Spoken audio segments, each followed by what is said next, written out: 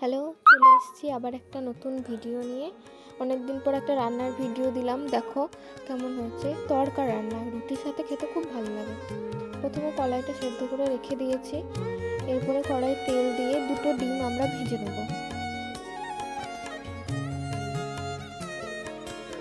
আমি এখানে হাঁসের ডিম ব্যবহার করেছি, তোমরা মুরগির ডিমও ব্যবহার করতে পারো। ডিমটা ভেজে সাইডে রেখে দেবো। তারপরে আবার কড়াই তেল দিয়ে তার মধ্যে পেঁয়াজ লঙ্কা দিয়ে দেবো।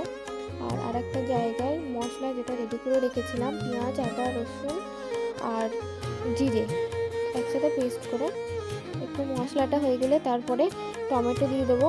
টমেটোটা হবে তখন একটু নুন দেবো এবং একটু একটু করে জল দিয়ে কষিয়ে নেবো।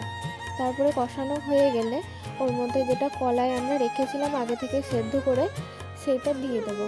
দিয়ে ভালো করে একটু নাড়িয়ে তার মধ্যে জল দিয়ে দেবো এবং পরিমাণ মতো নুন দিয়ে দেবো। একটু ফুটে এলে পরে যেটা সানরাইজের মশলা পাওয়া যায়, তড়কা মশলা, সেটা দিয়ে একটু ফুটিয়ে নেবো আমরা। দেখো খুব সুন্দর করে ফুটে গেছে।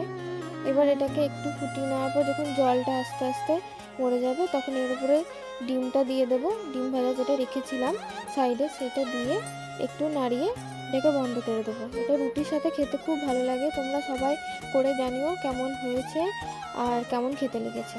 Thank you.